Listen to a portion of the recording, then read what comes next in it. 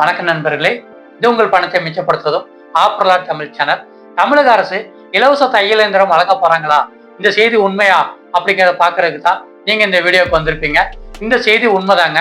தமிழக அரசுல 2 இலவச தையல் இயந்திரம் வழங்கும் திட்டம் இருக்குங்க.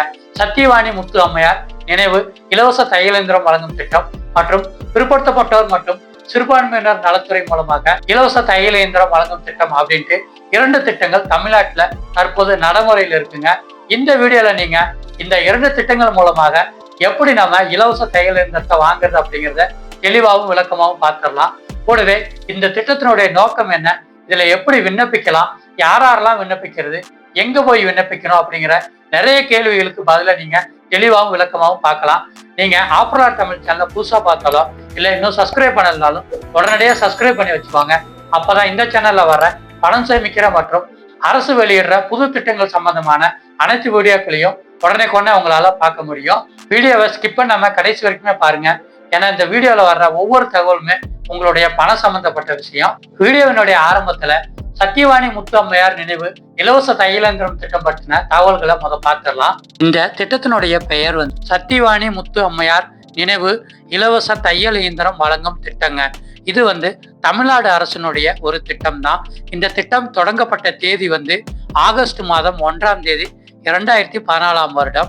இந்த திட்டத்தை தமிழக அரசு சமூக நலன் மற்றும் மகளிர் உரிமைத்துறை மூலமாக தொடர்ந்து நடத்திட்டு வராங்க. இந்த திட்டத்தினுடைய பலன் என்ன அப்படின்னா, பெண்களுக்கு இலவசமாக தையல் இயந்திரம் வழங்குறாங்க. விண்ணப்பிக்கும் முறை ஆன்லைன்ல தான் இந்த திட்டத்துக்கு விண்ணப்பிக்கணும். இந்த திட்டம் சம்பந்தமான அதிகாரப்பூர்வ இணையதளம் www.tnsocialwelfare.tn.gov.in.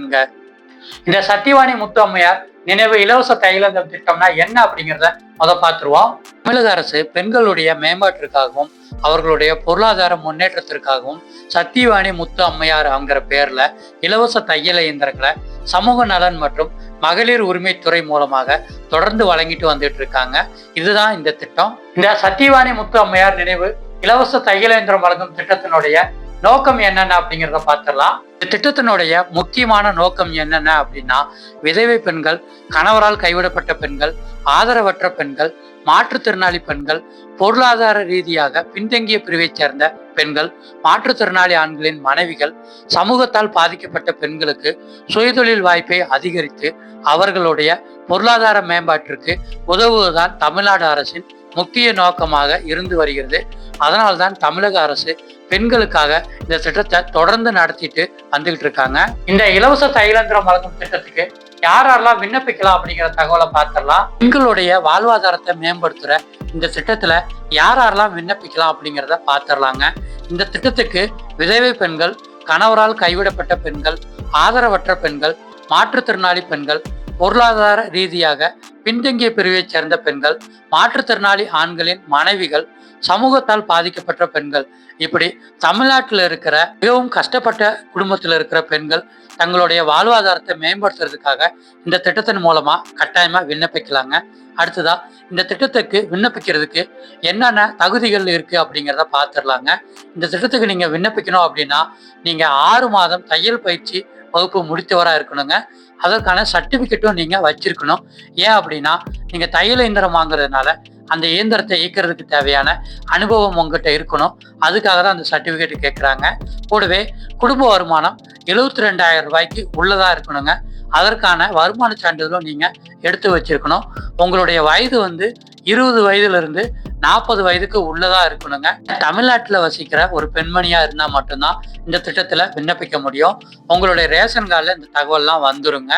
இந்த திட்டத்துக்கு விண்ணப்பிக்க தேவையான ஆவணங்கள் என்னென்ன அப்படிங்கிறத பார்த்துடலாங்க. ஆவணங்கள்லாம் உங்ககிட்ட கட்டாயமா இருக்கணுங்க. ஒருவேளை ஏதாவது ஒரு ஆவணம் இல்லை அப்படின்னா உடனடியாக தயார் பண்ணிட்டு அதுக்கப்புறமா இந்த திட்டத்துல விண்ணப்பிச்சுக்கோங்க. முதல் ஆவணம் குடும்ப அட்டை நகலுங்க. 2வது ஆவணம் ஆதார் கார்டு.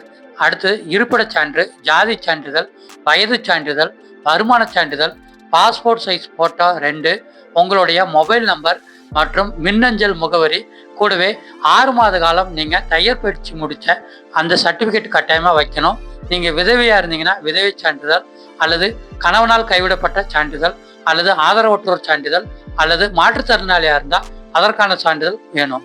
இந்த சத்தியவாணி முத்து அம்மையார் நினைவு இலவச தையல் இயந்திரம் வழங்கும் திட்டத்தை எங்க போய் விண்ணப்பிக்கணும் அப்படிங்கிற தகவலை இப்ப நம்ம பார்த்துடலாம். திட்டத்துக்கு நீங்க 2 வழிகளில் விண்ணப்பிக்கலாங்க.